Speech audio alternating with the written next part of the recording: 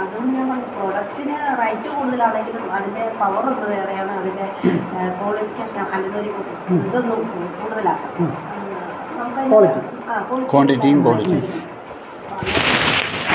ഒരു കാര്യം ആലോചിക്കുക, ഇപ്പോൾ റേറ്റിൻ്റെ കാര്യം പറയുന്നത്, ഇപ്പോൾ അലിസേറ്റർ ആരോ പറഞ്ഞ റേറ്റ് കൂടുതലാണെന്നുള്ളത് അവരോട് ചോദിക്കുക, നിങ്ങളുടെ കയ്യിൽ ഫോണുണ്ടോ ചെയ്യും.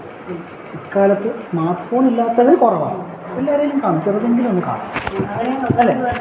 അതിൻ്റെ ഈ സ്മാർട്ട് ഫോണിൻ്റെ വില എത്രയാണ്? 10,000 കിട്ടും, മിനിമം 10,000 കിട്ടും. പക്ഷേ എൻ്റെ ഫോൺ കിട്ടിയത് 10,000 രൂപയ്ക്ക് ഞാൻ മേടിച്ചു. ഇത് എൻ്റെ കയ്യിൽ ഇപ്പോൾ കാലം സ്ക്രീൻ പൊട്ടി. നെക്സ്റ്റ് ഞാൻ എന്നെ കൊണ്ടുപോയി കടയ്ക്ക് പോകും, സ്ക്രീൻ മാറ്റുന്നു. എவ்வளோ ആവും? 2,500 മിനിമം. ஐயோ இது பொட்டிடுச்சே, என்கிட்ட 2,500 இல்லையேன்னு சொல்லி இது எதையாவது மாற்றி வச்சுருக்காங்களா யாராவது? இல்லை, கையில் காசு இல்லாமல் இருந்தாலும் கடன் வாங்கியாவது இதை மாற்றுவாங்க. நான் எப்போவும் சொல்கிறது தான், இது 2,500 ரூபா கையில் இல்லாட்டி கூடி கடனை வாங்கி எதுக்கு மாற்றணும்னு ஆன்சர் அவருக்கு இருக்குது. எதுக்கு நான் இது மாற்றணும், உடனடியாக ஏன் மாற்றணும், புரியுதா? நான் இந்த பிஸ்னஸ் எல்லாம் அந்த ஒத்த ரீசனில் நான் இருக்கேன். எதுக்கு, இதுக்கு ஆன்சர் இருந்ததுன்னா எல்லாமே வாங்குவாங்க. கையில் 500 ரூபா கொடுத்து ஒரு ப்ராடக்ட் வாங்குறதுக்கு அவருக்கு இல்லைன்னு சொல்லுவாங்க. ஆனால் 2,500 ரூபா கொடுத்து ஒரு ஸ்க்ரீனு மாற்றுவாங்க. ஏன்? ஏன்னா இது எதுக்காக மாற்றணும்னு தேவை. இதுதான் இதோட மெயின் ஆன்சர். அவர்கிட்ட கையில் காசு இல்லாமல் இல்லை, இது எதுக்காக நான் வாங்கணும், கேள்விக்கு ஆன்சர் கிடைக்க மாட்டேங்குது. அதே ஆள் 2,500 ரூபா கொடுத்து ஸ்க்ரீன் அன்னைக்கே மாற்றுவாங்க. ஏன்னா இது இல்லாமல் முடியாது இன்னைக்கு. இந்த பொருள் விலை ஜாஸ்தி விலை கம்மி அப்படி ஒரு ஃபேக்டரே கிடையாது. இப்போ இந்த ஹாலில் நம்ம வந்துருக்கோம், கிட்டத்தட்ட 500 ரூபா அவங்க இருக்கு ஹால். ஆனால் இங்கேயே இதோட பெருசு எவ்வளோ இருக்குது. அங்கே அதே ஹால் 500 கிடைக்குமா? கிடைக்காது. அதுவும் ஹாலும் இதுவும் ஹாலு. ஆனால் இங்கே இருக்கிற மாதிரி அங்கே இருப்போமா? நம்ம டிஃப்ரென்ஸ் தானே. அது ஹால் இது ஹால் தான். இப்போ நம்ம யோசிக்கிறதுல இருக்குது. இப்போ 2 ரூபா பேனை இருக்குது தெரியுங்களா, 10 ரூபாய்க்கும் பேனை இருக்குது. ஆனால் 5 லட்சம் ரூபாய்க்கும் பேனை இருக்குது.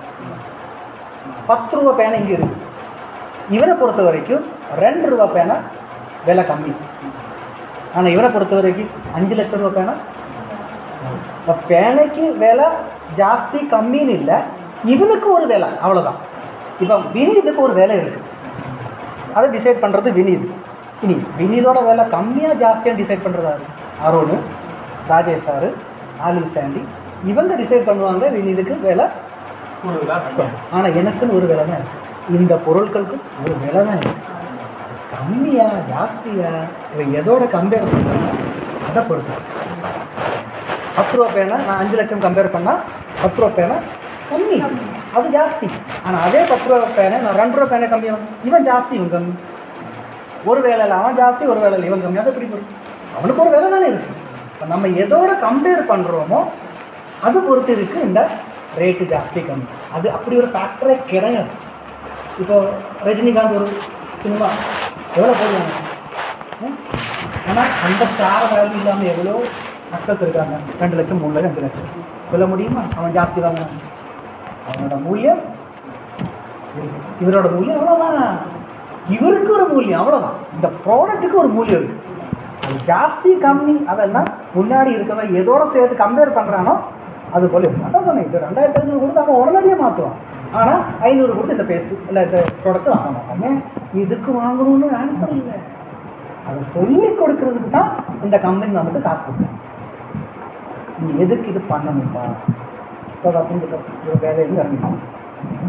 இந்த பிஸ்னஸ் இல்லாமல் இருந்தால் கூட சொல்லல, பிரச்சனை இல்லை. உங்களை வச்சே சொல்லல. எக்ஸாம்பிள் அங்கேருந்து சொல்கிறேன். நீங்கள் வேலையிலேருந்து இறங்கி